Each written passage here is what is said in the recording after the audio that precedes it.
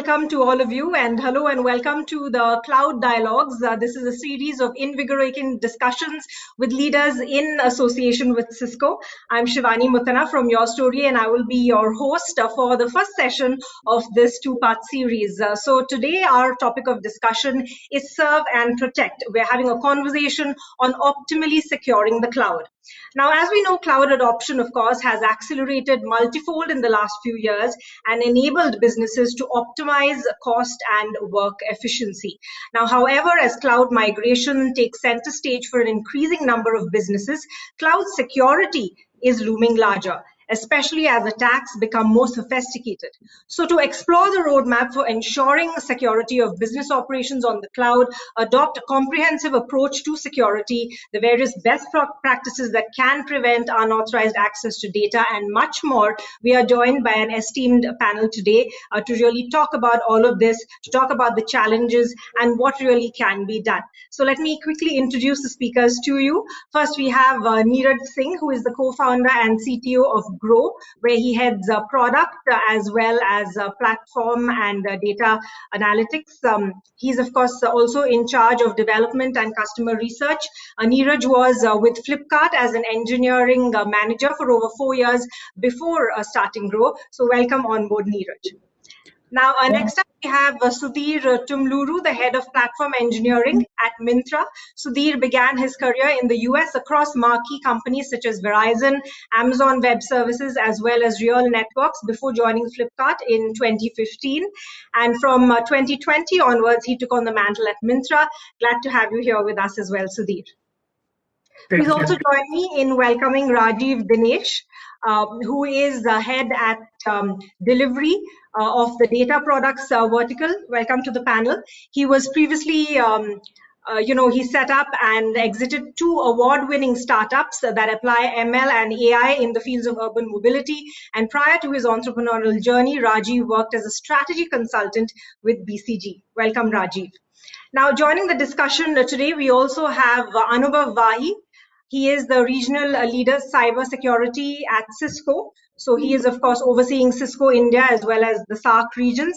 Anubhav has been a cybersecurity solution sales leader with 20 plus years of leadership experience in technology sales, business development, as well as technical support across diverse verticals such as banking, financial services, and insurance, and more. So welcome, Anubhav. Thank you, all of you gentlemen, for your time. Anubhav, now let me start by asking you to really set the context before we go ahead into the discussion. You are, of course, a market leader when it comes to cybersecurity solutions. You've had years of experience.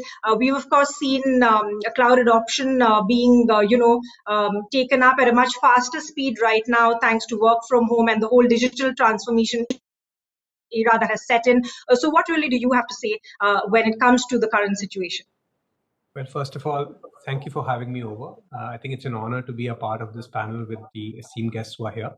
I think no conversation starts today without checking. I hope all of you are safe and healthy, and I hope you stay safe and healthy. Clearly, these have been unprecedented times, and it's taught us to change the way we live, the way we learn, and the way we earn. I'll probably put it differently. We've rather learned to click to live. I think this entire transition over the last 1 year has been such that most of our essential services today are available to us with the click of a button. Now, hats off to the Corona warriors who keep the lights on with the essential services going, but a large majority of us have been able to continue living by just clicking. And I think that in itself talks about the great innovation organizations of people and people have driven in these current times. Now, this speaks of two very important things, and not that these things were not discussed in the past. For any organization, agility and time to market was key. So this is not new. What we've learned in the last 1 year is the same agility and time to market has to be capped up with a lot of innovation as well. And this is clearly visible in the way organizations who existed are forced to transform, and the newer ones who are coming, they have to stay relevant in such a way that this change, which is our only constant going forward, has to stay.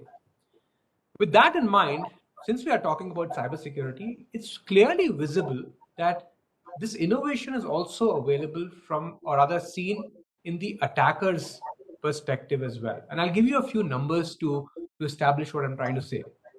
March 2020, close to about 47,000 domains, malicious domains, were seen as a part of a research that Cisco did, which actually led users towards a COVID related theme. So it could be somebody trying to look for COVID statistics, somebody trying to find some details about COVID. It was a COVID related theme which was taking users to malicious domains. By May 2020, this 47,000 numbers reached about 75,000. So clearly, innovation is not just restricted to all of us, it's also seen with the bad actors, and they are also trying to monetize this. So, with this in mind, my context here, which we would probably want to bring up as a part of this panel discussion, is where does cybersecurity fit in today's time? Clearly, we need agility. Clearly, we need to reduce our time to market.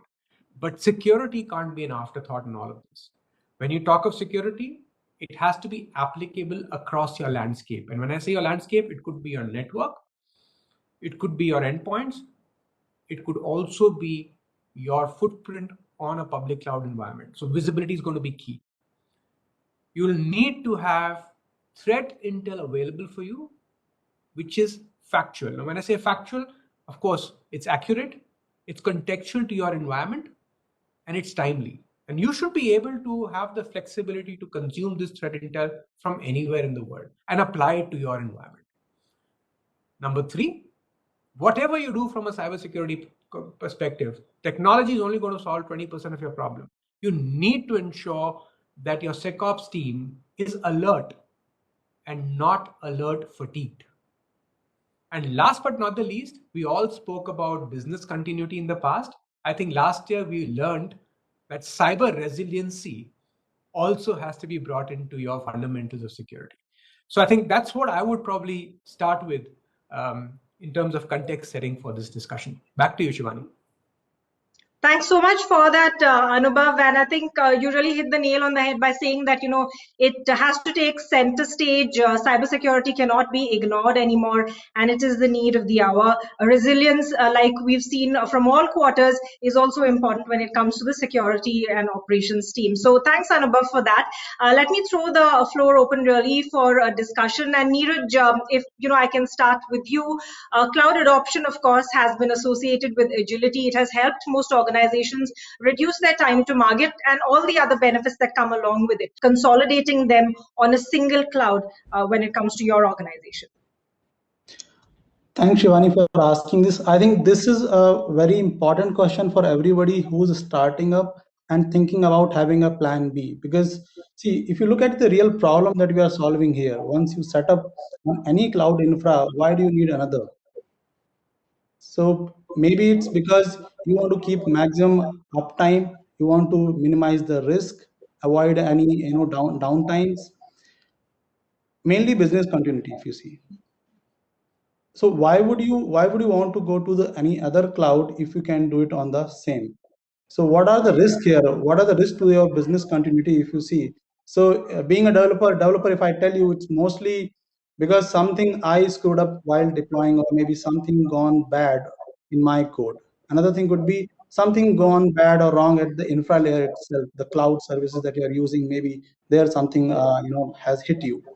Third thing is things which are beyond our control, like natural calamity. So that's why people always want to have a primary setup, and there is always a plan B, so that whenever something goes wrong in your primary setup, you can quickly switch over to the secondary setup.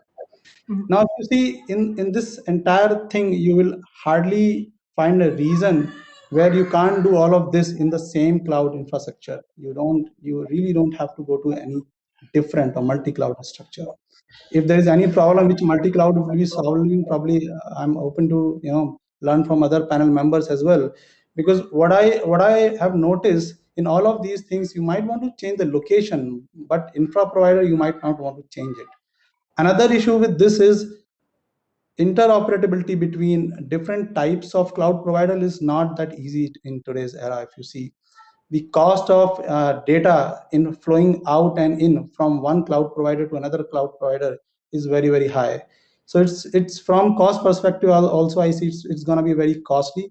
Technically it's doable, people can do that, anyone can do that, but cost wise it's going to be very, very tough. So I would suggest, if the idea of having multi cloud is to protect your business, to maximize your uptime, I would say it's better to stay on the same cloud, choose a different location rather. Rajiv, I want to bring in your thoughts on this as well. As Neeraj pointed out, there are pros and cons of both options, multi-cloud or single. So it's really for organizations to decide what they, feel is convenient for them. But at a company like Delhivery as well, you're dealing with so much data and, customer-sensitive data. You have access and information about all their locations, contact numbers, everything. So, this age there's a lot of sensitivity around growing regulations around an individual's private data. So how do organizations like yours think of security from a privacy and compliance lens? Right. Thanks, Shivani. So I think first I'll just address a question on multi-cloud that you brought up. And I think Neeraj has a very valid point. I think it's very closely connected to the stage of growth of the company. And for most growth stage companies, as Neeraj mentioned, it is an expensive proposition. One, to create your systems to be agnostic of clouds, and two, to be able to afford the interactions between two different cloud-based systems, right? So, however, that being said, there are organizations at a significant scale where the ability to get minute benefits in one cloud on certain managed services, or even to respond to changes in policies, or respond to changes in rates to optimize. So, I mean, the sheer optimization of your cloud costs is a very major, you can have very large teams dedicated to that as the organization grows. So yeah, I would link it again to the stage of the organization. At a lower scale, I would say it definitely makes sense to work with one cloud and work in a tightly integrated fashion with the managed services that the cloud provides. But as you grow, it is useful to have the ability to move across different systems, and it is a time-consuming, complex, as well as expensive effort to get there. But there are good dividends to be had at the end of it. So just that brief addendum to Neeraj's comments. I think the other question that you asked is a extremely pertinent one. I think over the last 5 years, we've seen a growing awareness and sensitivity, both from a perspective of a user as well as the perspective of governments starting to step in to ensure the privacy of individuals. So there are broadly two components to it, and I think from the context of the discussion, I'll stick to one. So two components are, one, how do you are collecting sensitive information about your users, and how do you ensure that is not breached. The second part, this also come under a lot of scrutiny and under a lot of discussion, a lot of regulations evolving around it, is how you use that data, right? So what is what is fair, transparent, and allowable in the sense of having a buy-in and agreement from a customer, right? So I won't dive too much into that part, because I think first you need to ensure the security of the data before you start looking at what you want to do with the data, right? So for this, it is very important to look at the entire data life cycle within your organization. So right from the generation of that data, where it is stored, who has access rights, and eventually how it is retained over a longer period of time than the immediate transactional use, as well as what when it is erased, right? So there is also a growing concern around how long people should be using data, if it is and whether or not it is relevant to their business use case, which kind of straddles the two parts. One is so creating more security by limiting the time for which the data is saved, while also making sure that the usage of the data is kind of well taken care of? Sudhir, as Rajiv was also talking about large e-commerce companies, and we did see in the course of this entire pandemic that a lot of demand, shopping and all of that sort of shifted onto e-commerce much more than what was anticipated. So, considering the recent pandemic, it has forced many organizations to review their business models, ensure you stay relevant, customers, don't sort of get cheesed off with security issues. Do you have any sort of process that you put into place in terms of a transformational change that you drove at the organization, and where did security really fit into all of this? Thank you, Shivani, and thank you, panel, for having me. First off, hope everybody is keeping safe. Good afternoon. I have been at Myntra for the last 1 year, and before that at Flipkart, as you mentioned. And I was heading the security engineering, group while there. And I think both Flipkart and Myntra and the general e-commerce industry, like you said, have greatly benefited from the lockdown. I know it's a tough time, but convenience is also, the fact that we are able to click, like Anubhav said, and get everything that we need, essentials at our doorstep, and even beyond essentials. People are missing shopping in the shopping malls, having fun. I think having a sort of release when they when they shop outside. I think the kind of happiness they get, we are able to bring such happiness in the dearest of times right now. So that we're very thankful for that. Security, I think, has been well in the forefront since Flipkart and Myntra have seen a sizable enough scale of customers. We first and foremost for any e-commerce company is customer trust. And if security is breached, whether that is their shopping habits, their identity, you could talk about their digital wallets or the gift card balances, you name it. There are so many commercial instruments and identification instruments that we store in our databases that it is scary. And we take this very seriously in terms of safeguarding the trust. So from that perspective, I think security has been front and center all through, and it is a program that has been run.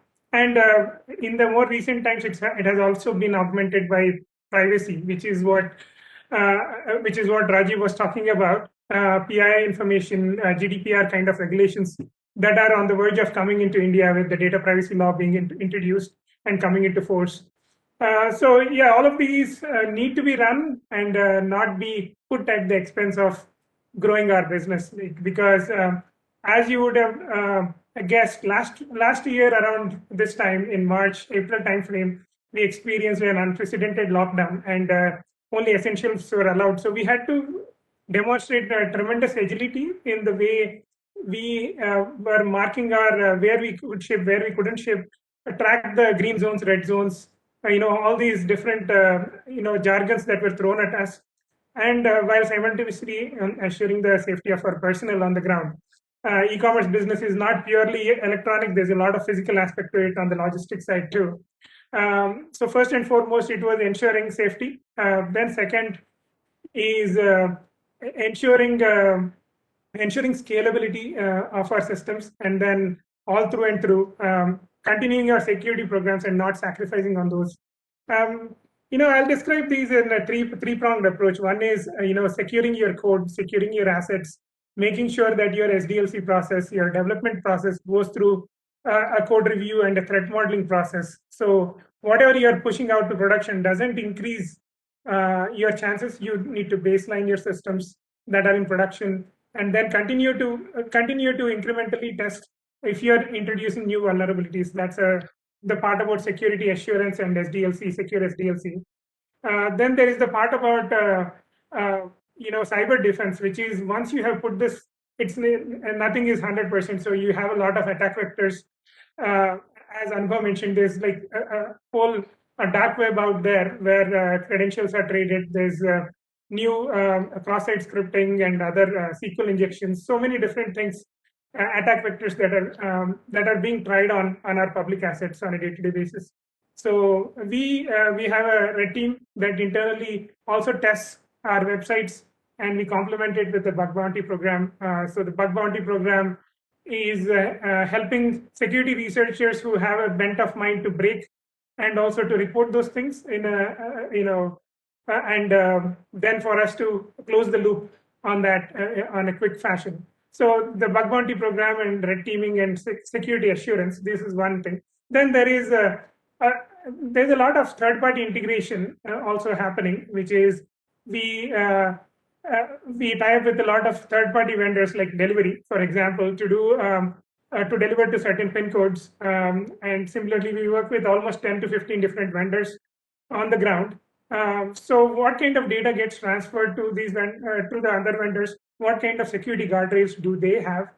And can we get confidence that that stack is an extension or a security extension of those stacks, our stack itself?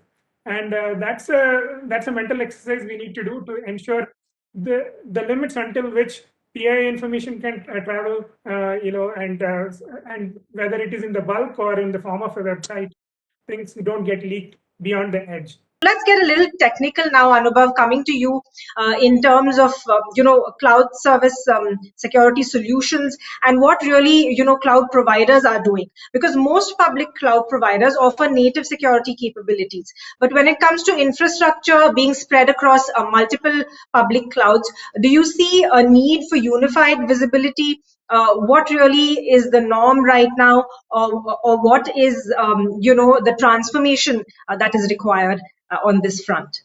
Sure. So I think Rajiv and Neeraj really put this in perspective before even I can get into this. I think they very clearly called out, you better have a good reason to get into a multi-cloud world, because it's not going to make it easier. It's only going to add to the complexity. So that itself becomes the baseline to start this conversation. When you are talking about scaling out into a multi-cloud world and adding complexity, cybersecurity is going to also face that complexity, plain and simple. We've also spoken about how attackers have become fairly innovative, and all they need is a foot into the door. So when you increase the attack surface for them, you're basically limiting your ability to scale, which essentially means that if you have to reduce your time to detect an attack, your time to really go ahead and apply timely controls to control that attack from laterally spreading, if you've got a larger surface to protect, you're going to make it more difficult for yourself. Now, in situations and scenarios where you've come to a conclusion that yes, you need to be in a multi-cloud world and your business requires it, you clearly have to consider how you're going to manage security in that setup, which essentially means there will be a need, number one, to converge that visibility across that public cloud, those multiple clouds, which means that if the attacker is trying to ensure that your assets are going to be attacked in a multi-cloud setup, you better have visibility ahead of time to see if there are any outliers, if there are any anomalous behaviors in that setup. And you will not be able to scale if you had to look at this in isolation. Clearly, a lot of cloud providers have their native security capabilities built in, but you just can't restrict yourself or limit yourself to that visibility. You have to see this holistically. Point number one. Point number two, and this goes back to what Rajiv mentioned as well. You have to guardrail your critical assets. You have to have stronger access control measures for your public cloud setup. Clearly, again, each of these public cloud providers will have some level of controls available to ensure that there is secure access. But can you have a control which spans across a multi-cloud world, has stronger access control in a multi-cloud world? So that, again, simplifies those two tracks for you.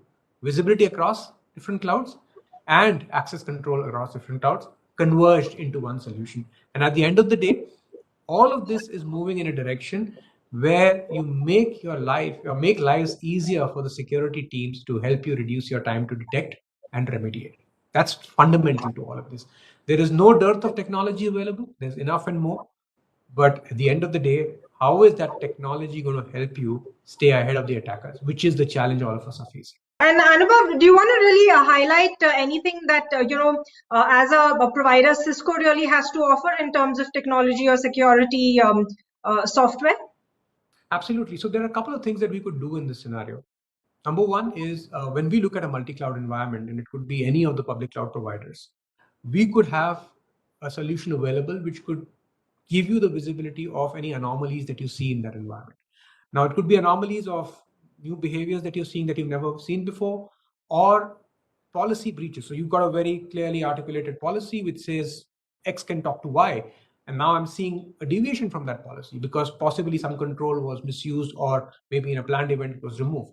So that information in a public cloud or in a multi-cloud environment can be made visible to you through a solution that we have. We called it Secure Cloud Analytics, and that can help you achieve this. That's point one.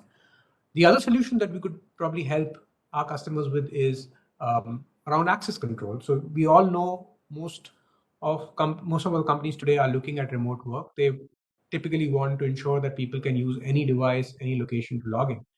When they log into these critical assets across a public cloud world, we can ensure that the access control vis-a-vis an adaptive multi-factor authentication, or doing device health checks to ensure that your device that you're using is a trusted device, or the posture of the device is in line with your policies. All those things can be checked when you access those critical resources in a multi-cloud setup. And then you can get that unified access control dashboard, which tells you who is doing what, and are there any deviations that you really need to take care of. The third thing, which again is picking up a lot of relevance today, is around capabilities of protecting those specific workloads in a multi-cloud world. And when I say protecting those workloads, going deeper, am I seeing process anomalies? Am I seeing scenarios where there are vulnerabilities on those workloads that attackers can exploit? Can I do micro-segmentation to ensure that I have tighter access control between app and DB? So that's the third step we can take you to. And that's done, again, using a solution called Workload Analytics, Cisco Secure Workload Analytics, which can probably help you achieve that outcome. So yes, as Cisco, we've realized the importance of how more attention needs to be paid to a multi-cloud setup, and how we could probably bring these solutions in place to improve your visibility, your control, and your access control. Back to you, Shiva. Thanks, Anubhav, for really highlighting some of those use cases and the technology and security solutions that are out there and easily available in the market. So Neeraj, as Anubhav pointed out, you have this issue of remote work from home right now, and securing remote work is of course key today. So how critical is it for you to provide your employees secure access to applications and servers when they are working from home? And do you see the constant need to check the health and posture of your devices when they access a critical infrastructure on the public cloud? And how are you going about doing this, or how challenging is it for you to really do this at this point in time? As we all know, the lockdown, it came last year, and many of the companies, teams, they were not ready to immediately go back and start work from home. And one of the major reason was the security itself. Because when you are in a secure environment of an office where entire Wi-Fi, landlines, LAN cables, everything is secured, you are behind a firewall where network is secured, it's easy for the security team to manage it. But the moment you go outside, you try to access office network, your cloud infra through your home or any other public Wi-Fi or internet, it is a much more challenging job. So I would say security is something where I heard everybody. I think one of the bigger concern in most of the I would say startups or companies is that people take it as a program or as an effort which has to be done by some separate team. I see security has to be part of your culture. Just like you have a development culture, engineering culture, it has to be part of your culture itself, where everybody is equally responsible. So you have to educate your employees, be it no matter what role they are playing. Actually, as you heard, I mean, even at the delivery of taking printout through a printer could be a risk, because that could also be a potential leak. Any sort of such information lying around which is printed is a risk, right? So that means relying only on tools and the systems will not suffice. So if you were to ask how we prepared during that time, so we started, talking to the teams. We ran a couple of training programs, and we made sure that everybody's on board when it comes to security.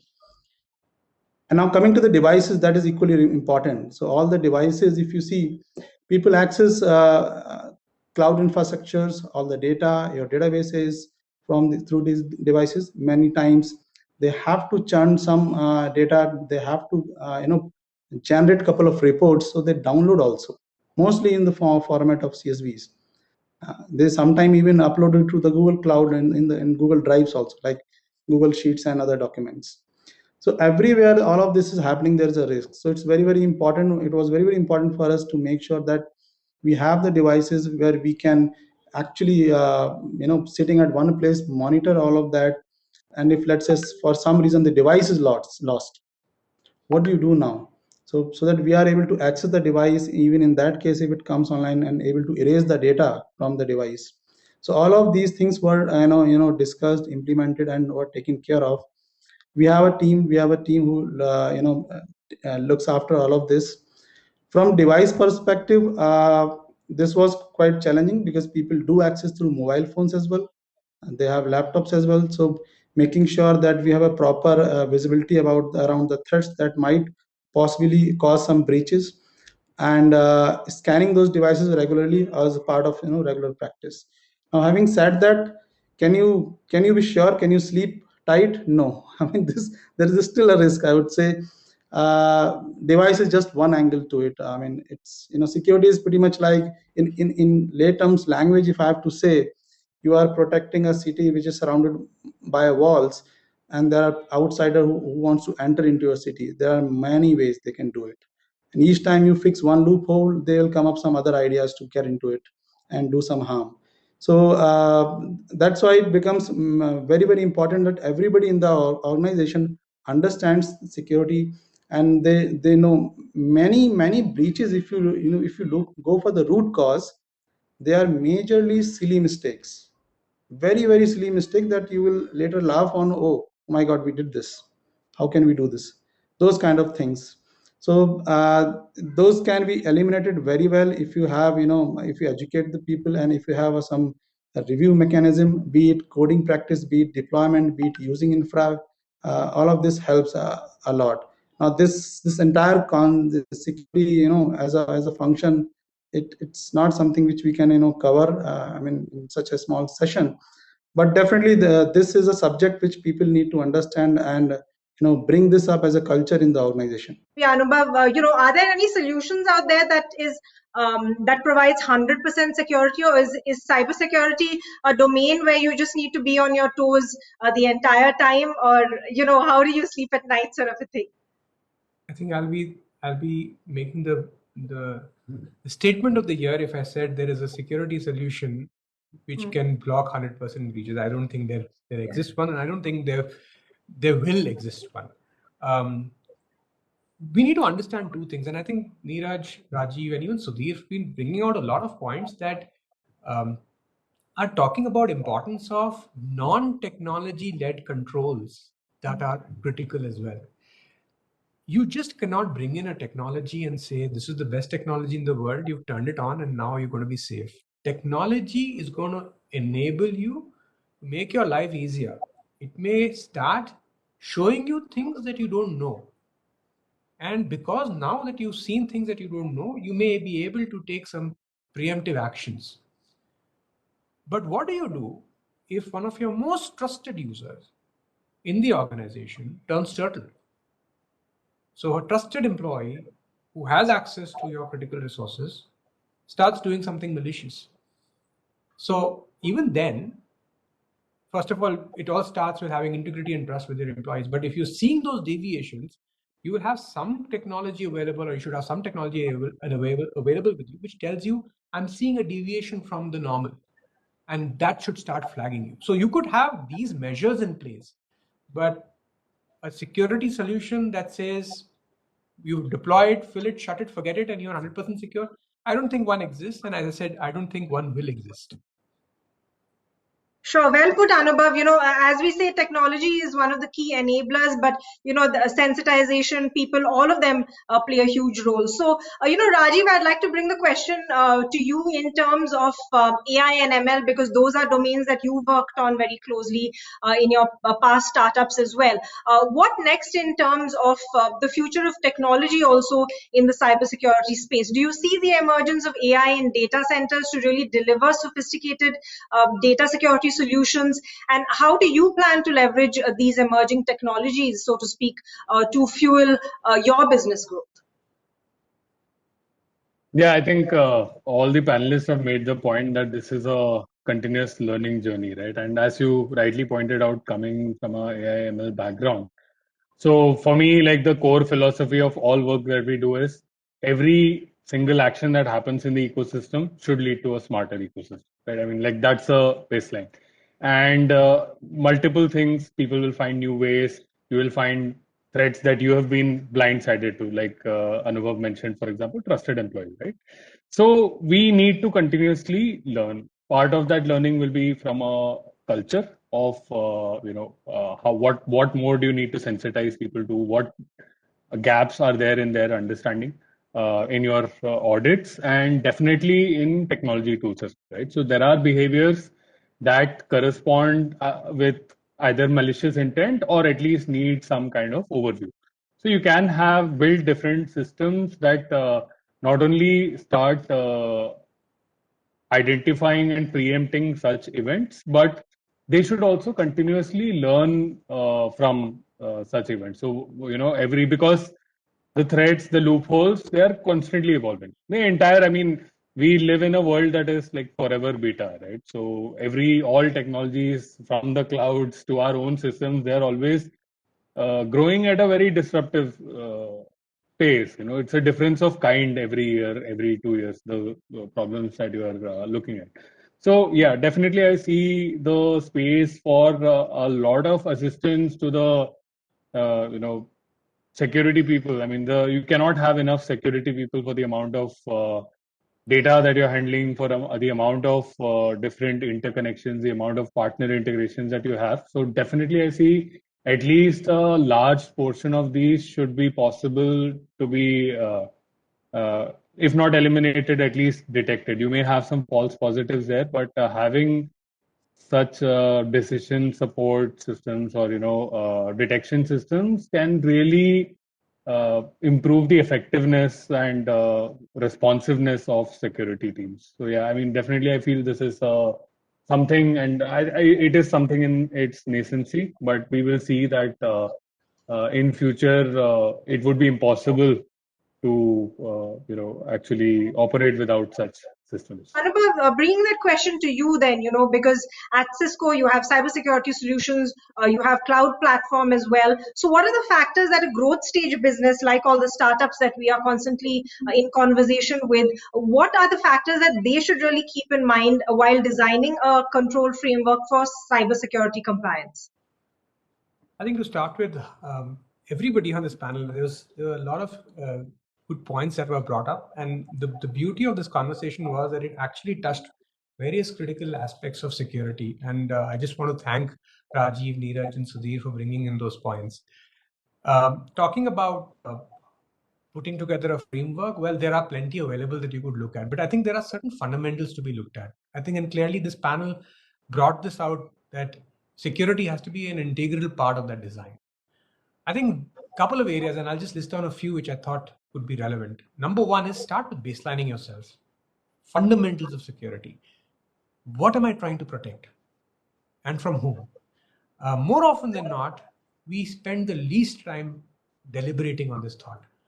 If you ask a lot of companies, do you know your critical assets? Some of them will struggle to tell you that. So if you, and this problem becomes worse when you really grow to a stage where you're large enough and you come back and ask, do you know your critical assets? So baseline yourself. What are you really trying to protect and from whom? Because we all understand that security is going to be a cost to you. And if the cost of securing an asset is going to be more than the revenue it can generate, nobody's going to approve it. So please ensure that you have clarity on your baseline. Once you've done that, you start building an architecture. Now, and I'm going to tie this back to what Rajiv mentioned around AI and ML as well. Clearly, some of these factors in the architecture have to keep the outcome in mind. And when I say outcome, the outcome has to be what this outcome means to a persona in your organization. What do I mean by the personas? It could be a threat researcher. It could be somebody who's fighting the good fight, as Neeraj mentioned. He's got people who are trying to do offensive security. It could be an incident responder. It could be your InfoSec team or your CISO office. It could be the compliance team. What does this outcome mean for this persona? And if you were to go back and ask them, what are those 3 to 5 questions that you have to answer on a daily basis? And if your AI or ML security technology can answer those questions for you, I think you're taking a step in the right direction. That's the second thing I want to talk about.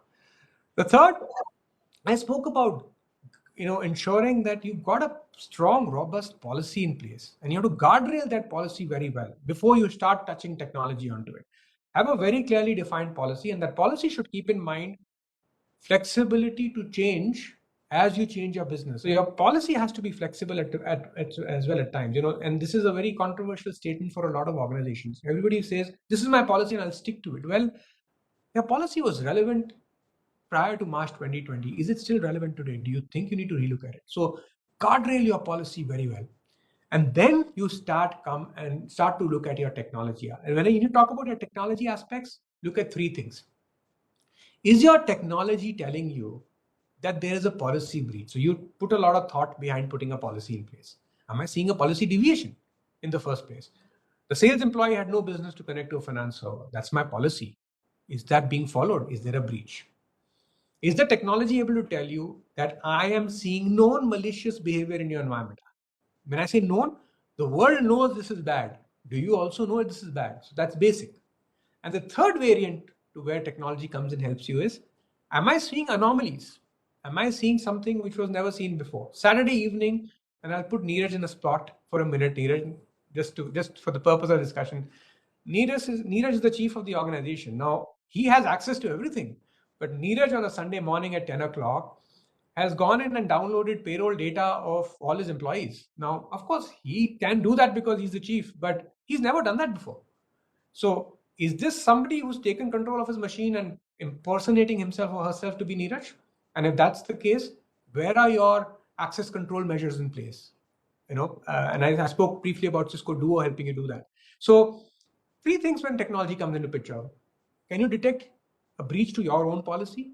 Can you detect known malicious behavior? Can you detect those unknown malicious behaviors or anomalies in your system? Now, with that set in place comes the last 2 points that you have to bring in. Technology is there, policy is there. Who's going to run the show for you? Is the team trained? Can you retain those trained people? And once you've done that, goes back to the first point I started with. Are they alert or are they alert fatigued? Can you make their lives simple? And the last point to top all of this up is, can security scale at the rate you plan to grow your revenues? Can security scale? Security should not become your bottleneck. I think these are 5 points I could think of. There are various frameworks. I know DSCI has a few frameworks for small and medium enterprises, and there are a lot of these frameworks depending upon the vertical you are in. But these 5 fundamentals could possibly give some direction around this topic. Back to you, Shivani. Right. Thank you so much for that, Anubhav. I think you really sort of put together all the security best practices that one can follow, both at the growth stage as well as, when you're eventually an enterprise organization as well. So, of course, we've discussed the fact that while organizations are quick to adopt the use and benefits of the cloud, cloud security really lags behind. I think all our speakers very candidly spoke about the challenges in terms of understanding responsibility, maintaining visibility, meeting compliance requirements, and also enforcing a consistent security policy that Anubhav also just recently stressed about. So hopefully there have been a lot of key takeaways, a lot of great perspective, and of course security best practices to follow for all our viewers as well. Thank you very much, gentlemen, Neeraj, Sudhir, Rajiv, and Anubhav for your valuable time today. And for all our viewers, do stay tuned for the second episode on this series as well. Thank you very much.